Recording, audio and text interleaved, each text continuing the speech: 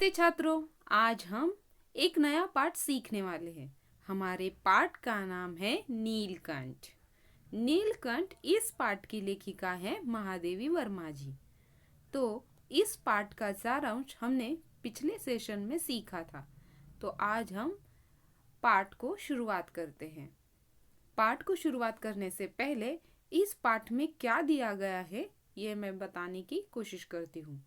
प्रस्तुत रेखा चित्र में महादेवी वर्मा ने मोर के स्वभाव व सुंदरता का चित्र इस पाठ में प्रस्तुत किया है।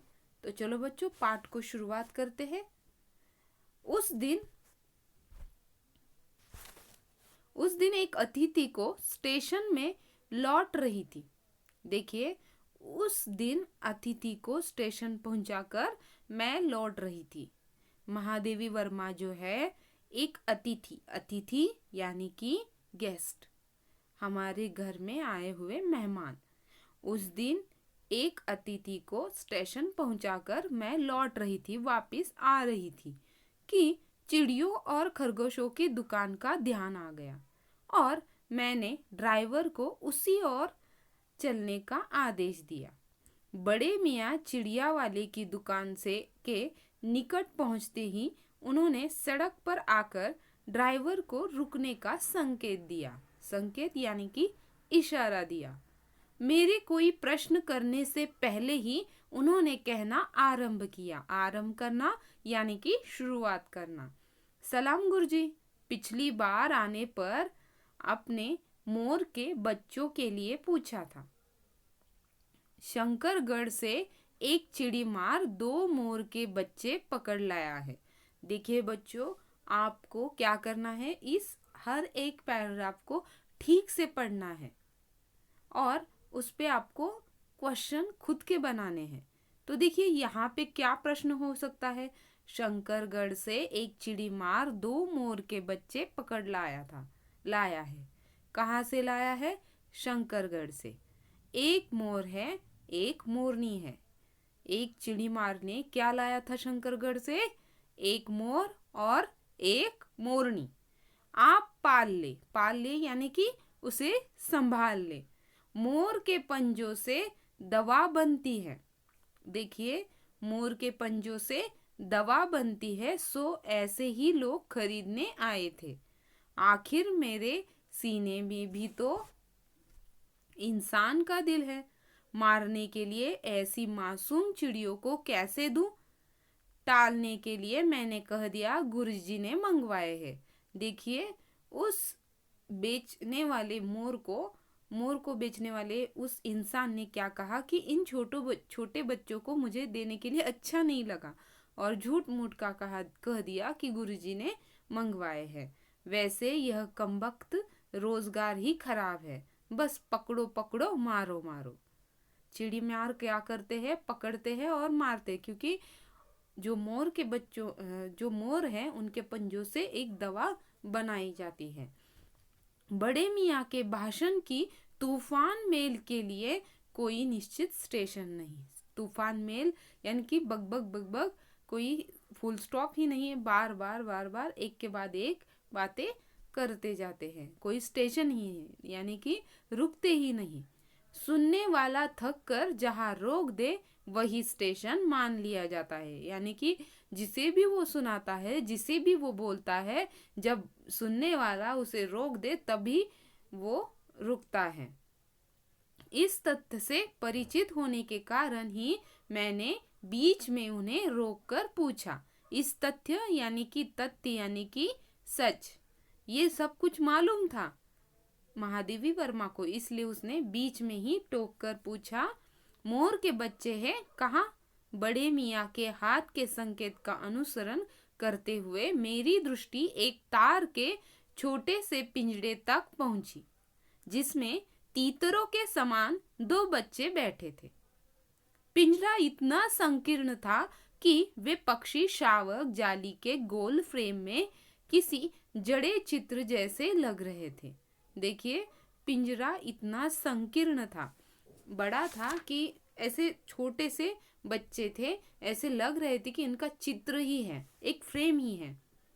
मेरे निरीक्षण के साथ साथ बड़े मियाँ की भाषण मेल, मेरे निरीक्षण उसे कहते हैं ऑब्जर्वेशन, मेरे निरीक्षण के साथ साथ बड़े मियाँ भाषण मेल चली जा रही थी।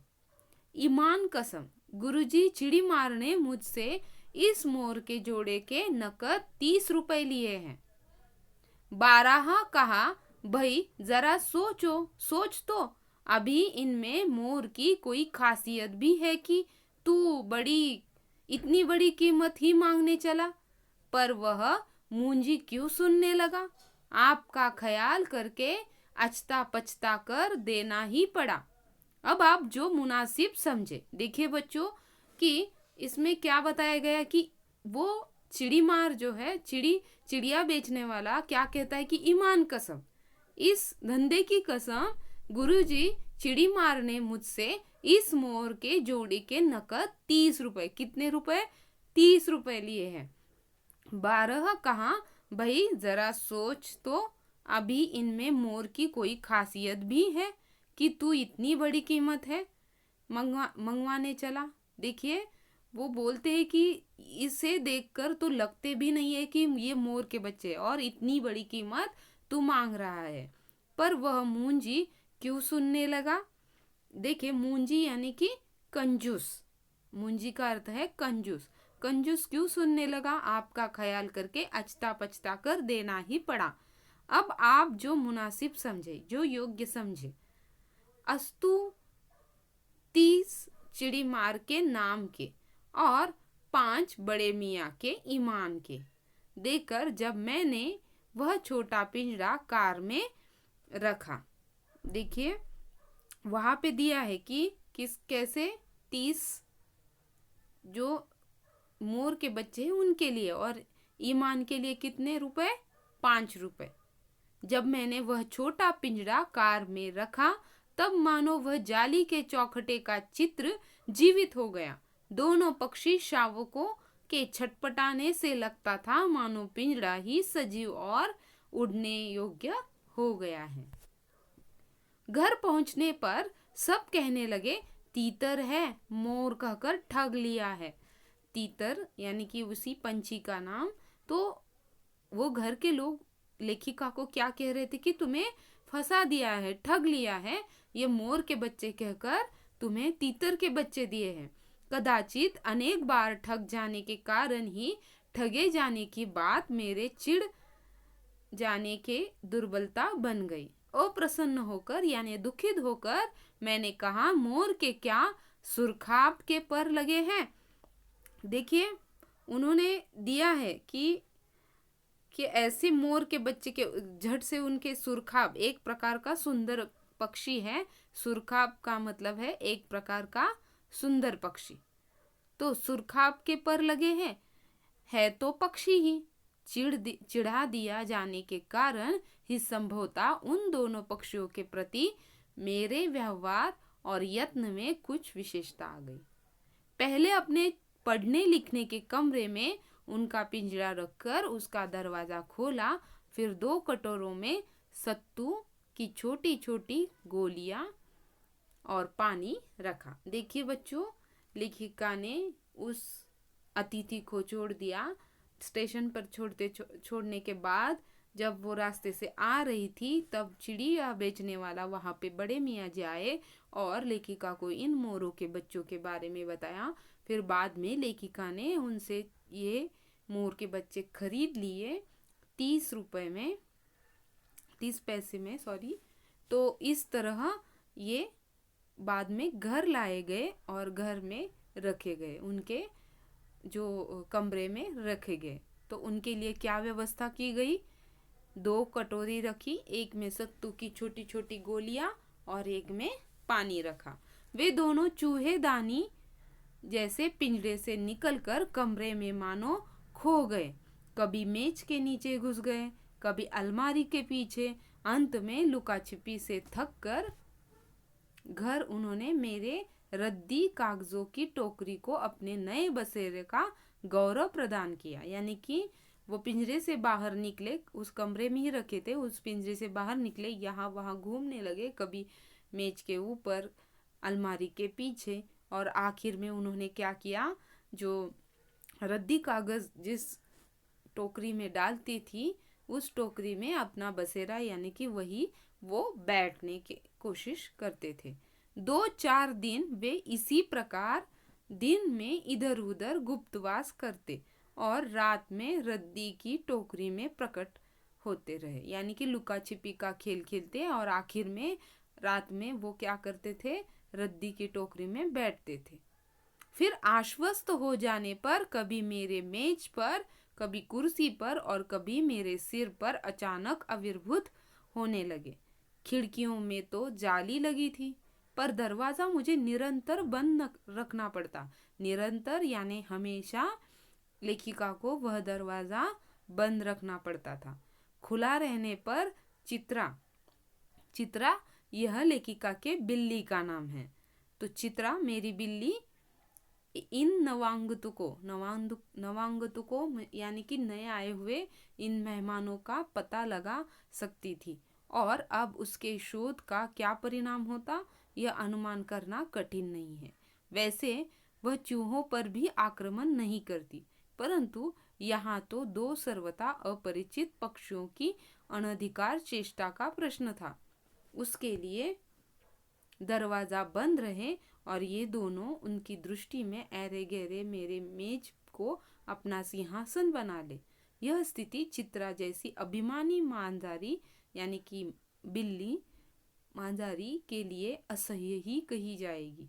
यानी कि आपके घर में कोई मेहमान आए और आपकी ही वस्तु उपयोग में लाए, आपके ही यहाँ पे बैठे, आराम से बैठे, तो आपको बुरा लगता है। वैसे ही चित्रा को नए मेहमान जब आते हैं वहाँ पे उनके कमरे में वो अधिकार जमाने लगते हैं, तब चित्रा को अच्छा नहीं लगेगा, ऐसा उन्हें कहना था। जब मेरे कमरे का कायाकल्प, जो सारा रूपरेखा है, चिड़िया खाने के रूप में होने लगा, उनका रूप ही बदल गया, उनके कमरे का रूप चिड़िया खाना ही हो गया, तब मैंने बड़ी कठिनाई से दोनों चिड़ियों को पकड़कर जाली के बड़े घर में पहुंचाया। देखिए, लेखिका के आंगन में एक बड़ा जाली घर है, उन जाली घर में अनेक पशु पक्षी है, तो उन बड़े जाली घर में उन्हें पहुंचाया, जो मेरे जीव जंतुओं का सामान्य निवास है। दोनों नवागंतुकों ने पहले से रहने वालों में वैसा ही कुतूहल जगाया जैसा नववधू के आगमन पर परिवार में स्वाभाविक है। जैसे कि हमारे घर में किसी की शादी होती है और वह दुल्हन हमारे घर में आती है, तो हम उसे जैसे संभालते हैं, उसका ख्याल रखते हैं नहीं होने की वजह से, उसी तरह इनका ख्याल रखा गया। लक्का कबूतर नाचना छोड़कर दौड़ पड़े और उनके चारों ओर घूम घूम कर गुटुरगु की रागिनी अलापने लगे, यानी चिल्लाने लगे। बड़े खरगोश सभ्य सभासदों के समान क्रम से बैठकर गंभीर स्वभाव से उनका निरीक्षण करने लगे। किनका? उन दो नवागंतुकों यानी मोर और मोरनी का। उनकी गेंद जैसे छोटे खरगोश उनके चारों ओर उछल कूद मचाने लगे, कूदने लगे। तोते मानो भली भांति देखने के लिए एक आंख बंद करके उनका परीक्षण करने लगे, निरीक्षण करने लगे। उस दिन मेरे चिड़ियाघर में मानो भूचाल आ गया। भूचाल यानी कि भूकंप आ गया। धीरे धीरे दोनों मोर के बच्चे बढ़ने लगे। देखिए, हमारे घर में कोई मेहमान आता है रहने के लिए, या कोई दुल्हन आती है शादी करके हमारे घर में, तो उसका हम ठीक से संभाल करते हैं, उसकी देखभाल करते हैं, उसे क्या चाहिए क्या नहीं ये देखते हैं, और हर दम हम उसका निरीक्षण करते हैं। उसी तरह इन मोर और मोरनी का हो गया था। धीरे धीरे दोनों मोर के बच्चे बढ़ने लगे। उनका कायाकल्प वैसा ही क्रमशः और रंगमय था जैसा इल्ली से तितली का। देखिए, इल्ली यानी हम मराठी में कहते हैं आड़ी। आड़ी उससे जो बढ़कर उसका रंग रूप बढ़ता जाता है और उसकी क्या बनती है? तितली बनती है। मोर के सिर की कलगी और सघन ऊंची तथा चमकीली हो गई। देखिए, अब मोर के बच्चे धीरे धीरे बढ़ते गए और उनकी सुंदरता का वर्णन इस परिच्छेद में किया गया है। मोर के सिर की कलगी, हम मराठी में कहते हैं तुरा, कलगी और सघन, ऊंची और तथा चमकीली हो गई। चोंच अधिक बंकिम, बंकिम हम कहते हैं धारदार, बंकिम पैनी हो गई। गोल आंखों में इंद्रनी की नीलाभ द्युति झलकने लगी। द्युति यानी कि चमक, नीलाभ यानी नीली। तो ये ध्यान में रखो, नीलाभ और द्युति का अर्थ। नीलाभ यानी कि नीली, द्युति यानी कि चमक, बंकिम यानी कि टेढ़ी।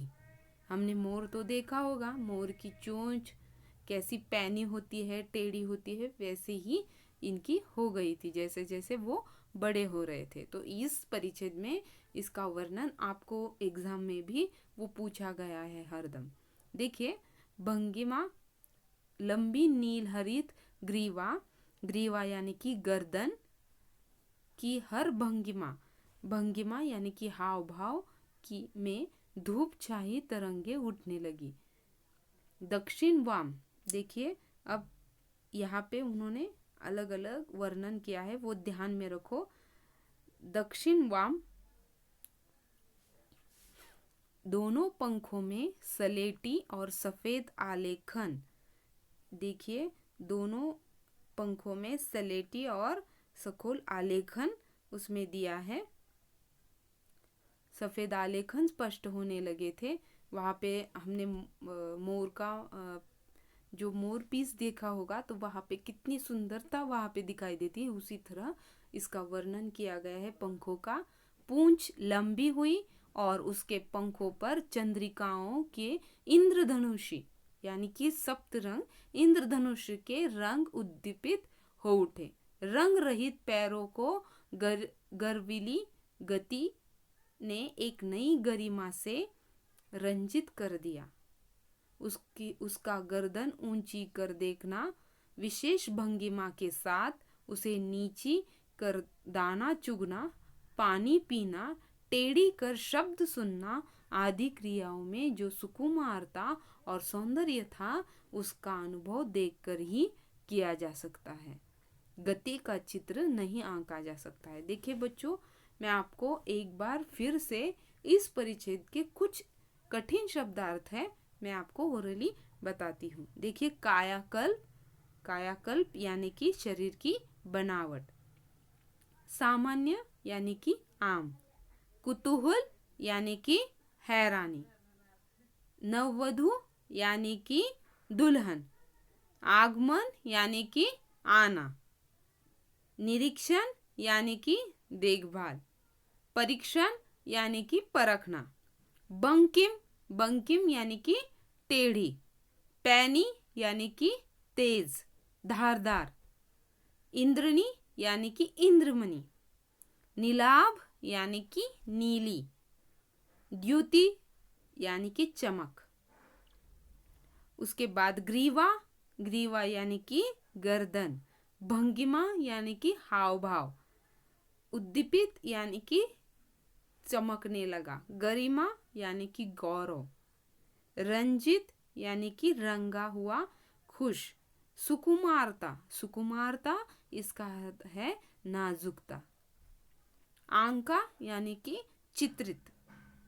श्याम श्वेत यानी कि काला सफेद। देखिए, यहाँ तक हम आए थे। इस परिच्छेद में जितने कठिन शब्दार्थ है मैंने आपको ओरली बताया। ये परिच्छेद आपको बार बार पढ़ना है ताकि ये आपको परिच्छेद याद रहे। मोरनी का विकास। पिछले परिच्छेद में हमने क्या देखा? मोर का विकास। अब यहाँ पे इस परिच्छेद में दिया है मोरनी का विकास। मोरनी का विकास और मोर के समान चमत्कारिक तो नहीं हुआ, परंतु अपनी लंबी धूप छाई गर्दन, हवा में चंचल कलगी, पंखों की श्याम श्वेत पत्रलेखा, पत्रलेखा यानी कि अंकित स्वरूप, मंथर गति, मंथर गति यानी कि धीरे धीरे चलना, मंथर गति, आदि से वह भी मोर की उपयुक्त सहचारिणी होने का प्रमाण देने लगी। नीलाभ ग्रीवा, नीलाभ का मैंने पहले ही अर्थ बताया, नीलाभ यानी कि नीली, ग्रीवा यानी कि गर्दन के कारण मोर का नाम रखा गया नीलकंठ। और उसकी छाया के समान रहने के कारण मोरनी का नामकरण किया हुआ है राधा। हम भी हमारे घर में कोई पालतू जानवर लाते हैं तो हम हमारी पसंद के नाम उन्हें रखते हैं। उसी तरह लेखिका ने इनके अनुसार उनके नाम रखे थे। फिर से देखो, मोरनी का विकास मोर के समान चमत्कारिक तो नहीं हुआ, परंतु अपनी लंबी धूप छाई गर्दन, हवा में चंचल कलगी, पंखों की श्याम श्वेत पत्र लेखा, मंथर गति यानी कि धीरे धीरे चलना आदि से वह भी मोर की उपयुक्त सहचारिणी होने का प्रमाण देने लगी। नीलाभ ग्रीवा के कारण मोर का नाम रखा गया नीलकंठ। देखिए, ये आपको भी प्रश्न पूछा जाता है कि नीलकंठ नाम क्यों रखा गया था। नीलाभ ग्रीवा, नीलाभ यानी नीली गर्दन के कारण मोर का नाम रखा गया नीलकंठ, और उसकी छाया यानी कि उसके साथ साथ उसके समान रहने के कारण मोरनी का नाम रखा गया राधा। मुझे स्वयं याद नहीं कि कब नीलकंठ ने अपने आप को चिड़ियाघर के निवासी जीव जंतुओं का सेनापति और संरक्षक नियुक्त कर लिया। सवेरे ही वह सब खरगोश, कबूतर आदि की सेना एकत्र कर उस ओर ले जाता जहां दाना दिया जाता है, और घूम घूम कर मानो सबकी रखवाली करता रहता। कब वो मोर और मोरनी बड़े हो गए और मोर वहां का सेनापति बन गया, यह पता भी नहीं चला, और वह सभी की रखवाली करता था। किसी ने कुछ गड़बड़ की और वह अपने तीखे चंचू प्रहार से उसे दंड देने दौड़ा। देखिए, किसी ने कोई गलती की तो वो क्या करता था, अपने चोंच से प्रहार करता था।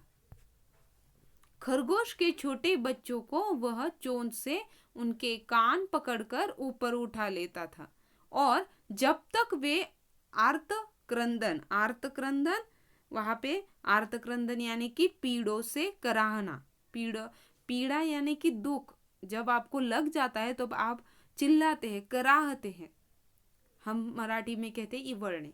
ओके, तो खरगोश के छोटे बच्चों को वह चोंच से उनके कान पकड़कर ऊपर उठा लेता था, और जब तक वे आर्तक्रंदन यानी कि पीड़ा से कराह नहीं लेते तब तक उन्हें अधर में लटकाए। अधर में हम मराठी में कहते हैं अधांतरी, बीच में ही लटकाए रखता।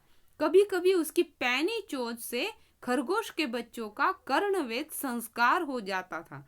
देखिए, कर्णवेद यानी कि कानों को बेदना, हम क्या कहते हैं, कान में छेद करना, उसे ही मराठी में कान टोचने। कर्णवेद संस्कार हो जाता था, पर वे फिर कभी उसे क्रोधित होने का अवसर नहीं देते। ऐसा दंड दिया जाता था ताकि बाद में वो कोई शैतानी न करे, कोई गलती न करे। दंड विधान के समान ही उन जीव जंतुओं के प्रति उसका प्रेम भी असाधारण था। जितना वो दंड देता था उतना भी वो प्रेम भी करता था। प्रायः वह मिट्टी में पंख फैलाकर बैठ जाता और वे सब उसकी लंबी पूंछ और सघन से क्या करते थे, सघन पंखों में छुआ छुवेल सा खेल खेलते रहते। ऐसी ही किसी स्थिति में एक सांप जाली के भीतर पहुंच गया। जब जीव जंतु भागकर इधर उधर छिप गए, केवल एक शिशु यानी कि छोटा सा खरगोश जो है, बच्चा है खरगोश का, शिशु खरगोश सांप की पकड़ में आ गया। खरगोश का एक छोटा सा बच्चा उस वक्त सांप की पकड़ में आ गया। निगलने के प्रयास में, निगलने यानी कि गले से नीचे उतारना, निगलने के प्रयास यानी कि प्रयत्न, निगलने के प्रयास में सांप ने उसका आधा पिछला शरीर तो मुंह में दबा रखा था। शेष यानी कि बाकी, शेष आधा जो बाहर था उससे ची ची का स्वर भी इतना तीव्र नहीं निकल सकता था। इतना जोर से जो आवाज है वह नहीं निकल सकती थी कि किसी को स्पष्ट वह सुनाई दे सके। नीलकंठ दूर ऊपर झूले में सो रहा था। देखिए, आपके आंखों के सामने वो चित्र लाओ कि एक सांप ने एक छोटे से खरगोश को निगल लिया है, यानी कि मुंह में पकड़ रखा है, आधा बाहर है और आधा अंदर है। हमारी किताब में वो चित्र साफ साफ दिखाई दिया है। शेष आधा जो बाहर था उससे चींची का स्वर भी इतना तीव्र नहीं निकल सकता था कि किसी को स्पष्ट सुनाई दे सके। नीलकंठ दूर ऊपर झूले में सो रहा था। उसी के चौकन्ने कानों ने उस मंद स्वर की व्यथा पहचानी और वह पूंछ पंख समेटकर सर से एक झपटे में नीचे आया। सर से यानी कि झट से एक झपटे में वो नीचे आ गया। संभवतः अपनी सहज चेतना से ही उसने समझ लिया होगा कि सांप के फन पर चोंच मारने से खरगोश भी घायल हो सकता है। उसने सांप को फन के पास पंजों से दबाया और फिर चोंच से इतने प्रहार किए कि वह अधमरा, यानी कि आधा मरा हुआ और आधा जिंदा, उसे अधमरा कहा जाता है, अधमरा हो गया। पकड़ ढीली पड़ते ही खरगोश का बच्चा मुख से निकल तो आया, परंतु निश्चेष्ट सा वही पड़ा रहा। देखिए, यानी कि बिना हिले ढुले वही बेहोश पड़ा रहा। उसका अर्थ है बेहोश। राधा ने सहायता देने की आवश्यकता नहीं समझी, परंतु अपनी मंद केका से किसी असामान्य घटना की सूचना सब और प्रसारित कर दी। हम देखते हैं कि हमारे ऊपर जब संकट आता है तो हम जैसे चिल्लाने लगते हैं, बाकी लोगों को जैसे हम इकट्ठा करते हैं, वैसे ही प्राणियों में एक आवाज अलग सी होती है, असामान्य आवाज, जिससे क्या होता है कि हमारे उनके ऊपर जब संकट आता है तो वो अलग सी आवाज निकालते हैं। इससे सब सूचित हो जाते हैं कि कोई ना कोई सहायता मांग रहा है या कोई संकट में है। माली पहुंचा, फिर हम सब पहुंचे। नीलकंठ जब सांप के 2 खंड यानी कि 2 भाग कर चुका, तब उस शिशु खरगोश के पास गया और रात भर उसे पंखों के नीचे रखे उष्णता दे रहा था, यानी कि गर्मी दे रहा था। पंखों के नीचे गर्मी होती है, तो उस छोटे घायल शिशु को उसने क्या किया, अपने पंखों के नीचे गर्मी दे रहा था। कार्तिकेय ने अपने युद्ध वाहन के लिए मयूर को ही क्यों चुना होगा, यह उस पक्षी का रूप और स्वभाव देखकर समझ में आ जाता है। मयूर कलाप्रिय वीर पक्षी है, हिंसक मात्र नहीं। इसी से उसे बाज, चील आदि की श्रेणी में नहीं रखा जा सकता, जिनका जीवन ही क्रूर कर्म है। बाज और चील जो है, उनका जो कर्म है, उनका जो काम है, वह क्या है, क्रूर है। लेकिन जो मोर है उसका काम क्रूर नहीं है, इसलिए इनके इसमें गिना नहीं जा सकता। नीलकंठ में उसकी जातिगत विशेषताएं तो थी ही, उनका मानवीकरण भी हो गया था। मेघों की सावली छाया में अपने इंद्रधनुष के गुच्छे जैसे पंखों को मंडलाकर बनाकर जब वह नाचता था, तब वह उस नृत्य में एक सहजात लय ताल रखता था। आगे पीछे दाहिने बाएं क्रम से घूमकर वह किसी अलस्य सम पर टहर जाता था। राधा नीलकंठ के समान नहीं नाच सकती थी, परंतु उसकी गति में भी एक छंद रहता था। वह नृत्य मग्न नीलकंठ की दाहिनी ओर के पंख को छूती हुई बाईं ओर निकल आती थी और बाएं पंख को स्पर्श कर दाहिनी ओर। इस प्रकार उसकी परिक्रमा यानी कि घूमना, गोल गोल घूमना, उसे परिक्रमा कहा जाता है। परिक्रमा में भी एक पूरक ताल परिचय मिलता था। नीलकंठ ने कैसे समझ लिया कि उसका नृत्य मुझे बहुत भाता यानी कि अच्छा लगता है, यह तो नहीं बताया जा सकता।